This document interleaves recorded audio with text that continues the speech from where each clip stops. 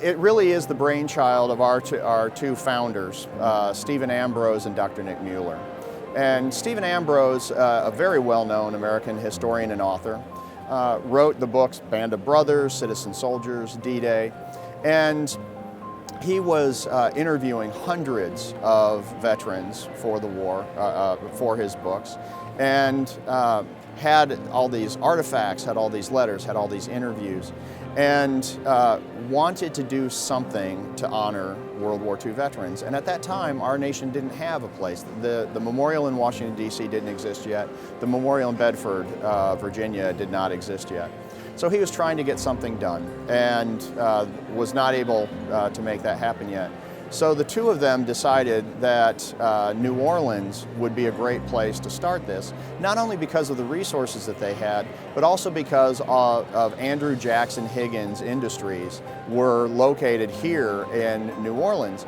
And here in Higgins Industries built the landing craft that carried the Allies to all of the amphibious landings.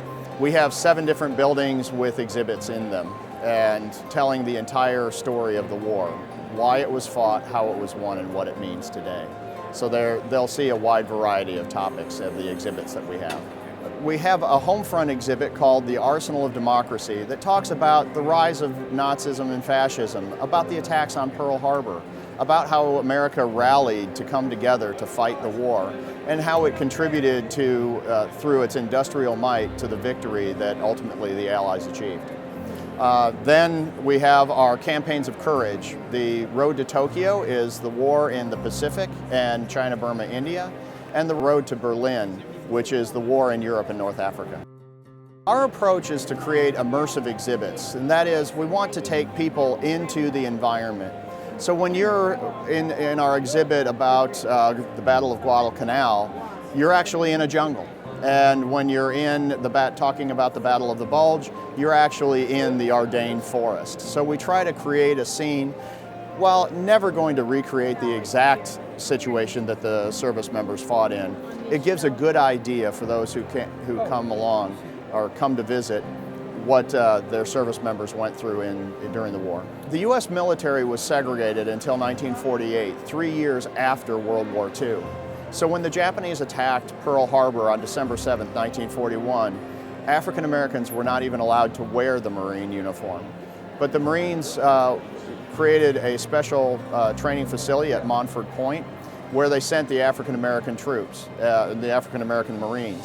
And we have on display the uniform of the 5th Montford Point Marine. So he was in the very first squad and wound up fighting on Iwo Jima. Our Arsenal of Democracy exhibit, where we talk about the attack on Pearl Harbor, we have a section on loan from the National Park Service and the United States Navy of the USS Arizona.